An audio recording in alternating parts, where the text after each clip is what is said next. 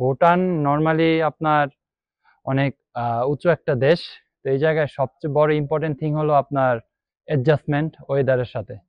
তো আমরা কালকে হাইকিং করেছি, এটা আমাদের জন্য খুবই ইম্পর্টেন্ট একটা সেশন ছিল এবং এটা আমার কাছে মনে হয় অ্যাডজাস্টমেন্টের জন্য অনেক গুরুত্বপূর্ণ ভূমিকা পালন করবে। আর অবভিয়াসলি দেখেন আমরা এই জায়গায় আসছি একটা চ্যালেঞ্জ নিয়ে। চ্যালেঞ্জটা হলো আমাদের এই ম্যাচগুলো বের করতে হবে এনি হাউ, এবং স্যাক্রিফাইস করতে হবে প্রত্যেকটা প্লেয়ারের।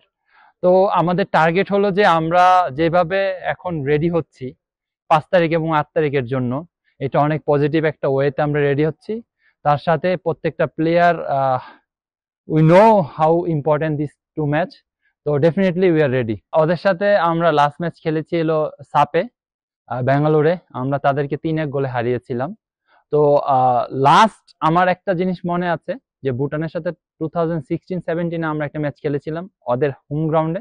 সেই ম্যাচটা আমরা হেরেছিলাম। তো ডেফিনেটলি ভুটানের গ্রাউন্ড অনেক স্ট্রং অপোনেন্ট, এবং তারা এখানে কিছুদিন আগে হংকং হারিয়েছিল 2-0 গোলে। তো এটা আমাদের মাথায় রেখে নামতে হবে এবং মাথায় আছে তারা কতটা স্ট্রং অপোনেন্ট ওদের গ্রাউন্ডে। তো এই জিনিসটা দেখেন আমাদের প্রত্যেকটা প্লেয়ার জানি, এবং তাদের কিন্তু দেখেন অনেক ইম্পর্টেন্ট প্লেয়ার আছে তাদের টিমে। তার সাথে আমার সবচেয়ে কি প্লেয়ার হলো চেনচো।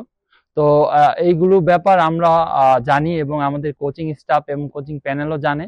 তো এটা নিয়ে আমরা আরো ডিটেল কাজ করব, তাহলে আমাদের টিমের জন্য ভালো হবে।